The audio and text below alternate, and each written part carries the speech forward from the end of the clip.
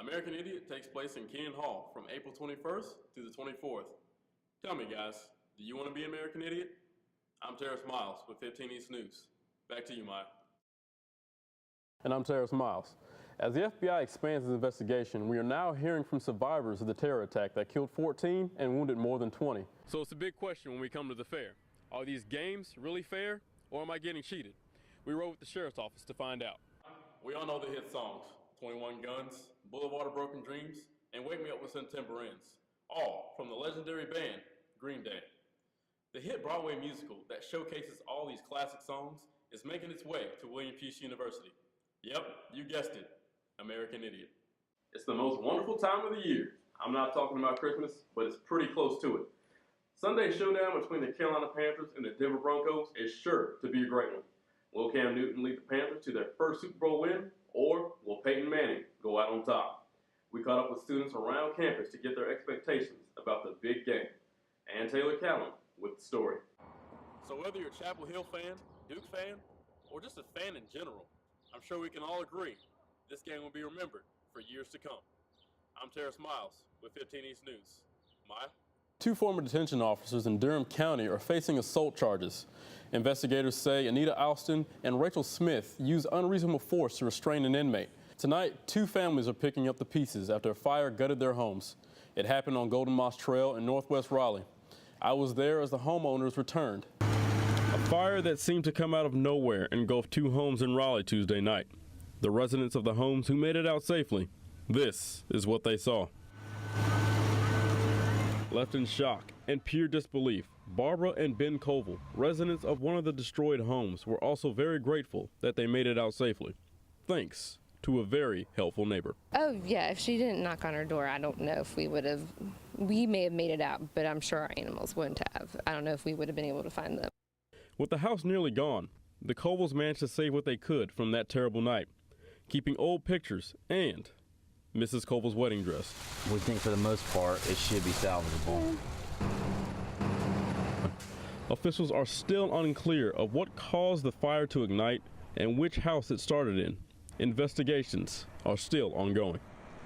But the Kovals remain grateful for the continued support from family and friends. Everybody's been real supportive. Anything we need, they've just been helping out. Last year, close to 1 million people attended the North Carolina State Fair.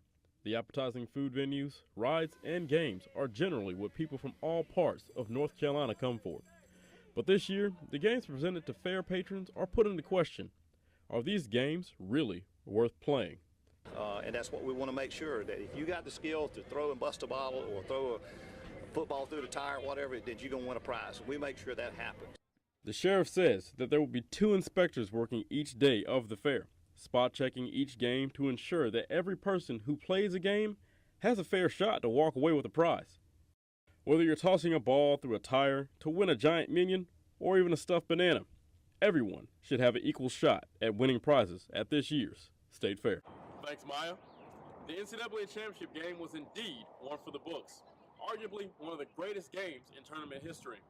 We caught up to the good people of Raleigh to capture some of that raw emotion after the game of a lifetime.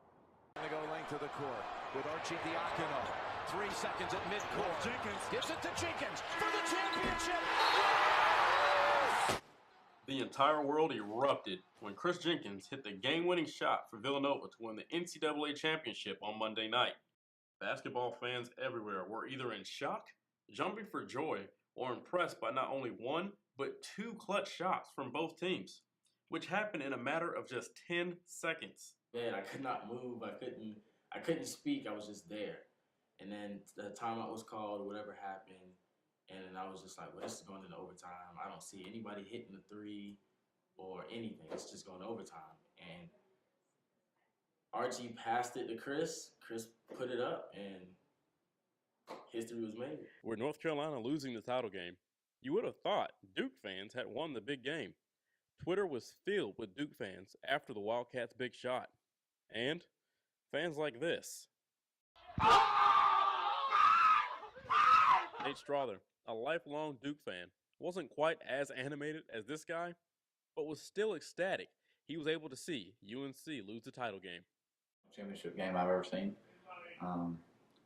and probably one of the best ones in the history of the NCAA.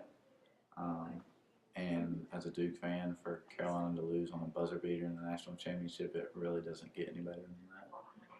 But the stars of the show were definitely the Villanova Wildcats.